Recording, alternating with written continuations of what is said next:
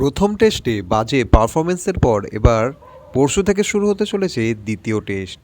এবার আমাদের একটাই জিনিস মাথায় রাখতে হবে যে প্রথম টেস্টে কিন্তু আমরা 1-0 হেরে পিছিয়ে আছি। এই মুহূর্তে ইন্ডিয়ার জন্য কোনোভাবে সিরিজ জয় করাটা একদমই অসম্ভব, কিন্তু সিরিজটাকে আমরা ড্র করতে পারি, তাও এক এক করে। মানে দ্বিতীয় টেস্টে কিন্তু আমাদের ইম্পর্টেন্টভাবে ম্যাচটা একদম জিততেই হবে। এছাড়াও এখানে ডাব্লিউটিসি পয়েন্টস টেবিলের একটা ব্যাপার আছে। ডাব্লিউটিসি পয়েন্টস টেবিলে কিন্তু ইন্ডিয়া 3বারের মধ্যে 2বার ফাইনালে গেছে, আর এইবারও আমরা চাই যাতে তারা ফাইনালে গিয়ে জিতে আসুক। তার জন্য এই ম্যাচটা কিন্তু জেতা খুবই গুরুত্বপূর্ণ। এই দ্বিতীয় টেস্ট ম্যাচটা কিভাবে জেতা যায় তারই ব্যাপারে আজ আমি তোমাদের সাথে আলোচনা করব। প্রথমত, ইন্ডিয়াকে গৌতম গম্ভীরের ইগো ছাড়তে হবে। 3 নম্বরে তাকে একজন প্রপার ব্যাটসম্যান খেলাতে হবে, কারণ আমরা আগের ম্যাচে দেখেছিলাম তারা 3 নম্বরে ওয়াশিংটন সুন্দরকে খেলাচ্ছিল। কিন্তু 3 নম্বর পজিশনটা আমরা যেটুকু জানি ক্রিকেটের জন্য খুবই গুরুত্বপূর্ণ। সে দ্রাবিড়কে দেখি, লক্ষণকে দেখি, বা বিরাট কোহলি বা পূজারাকে দেখি। এই মুহূর্তে কিন্তু টিম ইন্ডিয়া 3 নম্বর, বিরাট কোহলি চলে যাওয়ার পর একদমই তেমন কেউ নেই।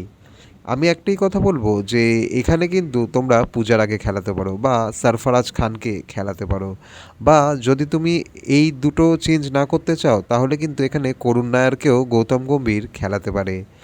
করুণ নায়ার কিন্তু ভালো পারফরমেন্স করে এসছে।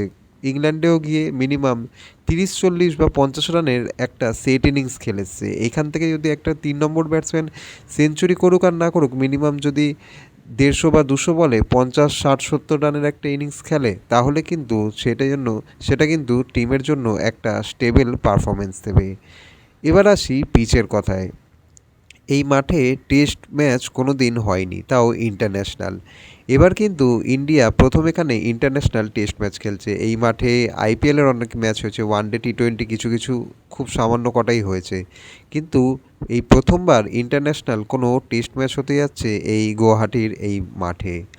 এই পিচ মানে মোটামুটি বলতে পারো ব্যাটিং বা মডারেট টাইপের পিচ, মানে ব্যাটিং বোলিং মিশিয়েই হয়ে থাকে, কিন্তু প্রপার স্পিনিং পিচ নয়।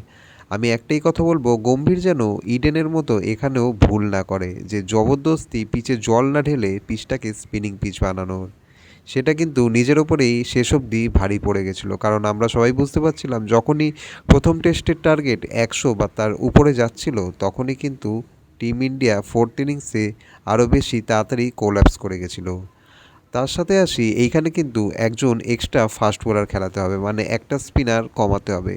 মানে ওয়াশিংটন সুন্দরের জায়গায় নয় প্রপার ব্যাটসম্যান খেলাও, বা যে কোনো একটা ব্যাটসম্যানকে বাদ দিয়ে তোমরা আকাশদীপ সিংকে খেলাও। মানে মোটমাট এখানে কিন্তু 3টে ফাস্ট বোলার এটা পিচ। বুমরা, সিরাজ আর আকাশদীপ সিং, এই 3টে ফাস্ট বোলার এই পিচে লাগবেই। আর তার সাথে সাথে ব্যাটসম্যান কিন্তু 3 নম্বরের একজন করুণ নায়ার হোক বা আদার্স কোনো ব্যাটসম্যান হোক, এই পিচে কিন্তু লাগবেই লাগবে। কারণ 3 নম্বরের প্রপার ব্যাটসম্যান ছাড়া এই পিচে রান করাটা খুবই অসম্ভব।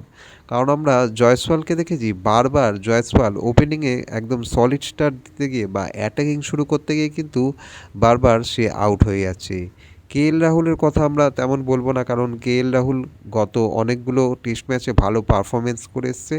তাই লাস্ট টেস্ট ম্যাচের দুটো ইনিংস নিয়ে আমরা তেমন কিছু বলবো না, কারণ কেএল রাহুল ঠিক আছে, একটা ভালো proper wicket keeper batsman, keeping এখন করছে না, ঋষভ পান্ত করছে, কিন্তু তার জায়গায় আমি বলবো জয়সওয়ালকে তার নিজের ব্যাটিংয়ের দিকে এখানে মনোযোগ দিতে হবে। আর গম্ভীরের কিন্তু অবশ্যই উচিত আকাশদীপ সিংকে এই পিচে খেলানোর। আকাশদীপ সিং বা প্রসিদ্ধ কৃষ্ণা, হয়তো প্রসিদ্ধ কৃষ্ণাকে গম্ভীর খেলাবে না, কিন্তু আকাশদীপ সিং, সিরাজ, বুমরা, এই তিনটেই যেন টিম ইন্ডিয়ার প্রাইম ফাস্ট বোলিং হয়ে থাকে দ্বিতীয় টেস্টের জন্য। আর স্পিনের জন্য তো এখানে জাদেজা আর কুলদীপ যাদব আছেই। অক্ষর প্যাটেলকে আমি বলবো এই পিচে না খেলানোর জন্য, কারণ অক্ষর প্যাটেল আর জাদেজা প্রায় একই টাইপের স্পিনার, একজন একটু ফাস্ট স্পিন করে, একজন একটু স্লো স্পিন করে। তাই আমি বলবো জাদেজাকে এই পিচে খেলানোর জন্য, আর তার সাথে কুলদীপ যাদব। মোটমাট 5টা মেন বোলার, 2টো স্পিনার, 3টে ফাস্ট বোলার আর উইকেট কিপার নিয়ে মোট 6টা ব্যাটসম্যান, এই রকম টিমই হওয়া উচিত দ্বিতীয় টেস্টের জন্য। এবার দেখা যাক গম্ভীর এখানে তার নিজের কী প্ল্যান বানায়। কারণ আমরা যতবার দেখেছি যে আমরা যারা ক্রিকেট নিয়ে ভিডিও বানাই, আমরা একরকম টিম তৈরি করি আর গম্ভীর তার অপোজিট টিম তৈরি করে দেয়। তো যাই হোক, এই ছিল আজকে দ্বিতীয় টেস্টে কেমন টিম হবে সেই ব্যাপারের নির্দিষ্ট একটা ভিডিও। তো বন্ধুরা, তোমাদের এই ভিডিওগুলো কেমন লাগছে? আর ভিডিওর মধ্যে যদি কোনো পরিবর্তন আমার করতে হয় তাহলে অবশ্যই কমেন্টে জানিও।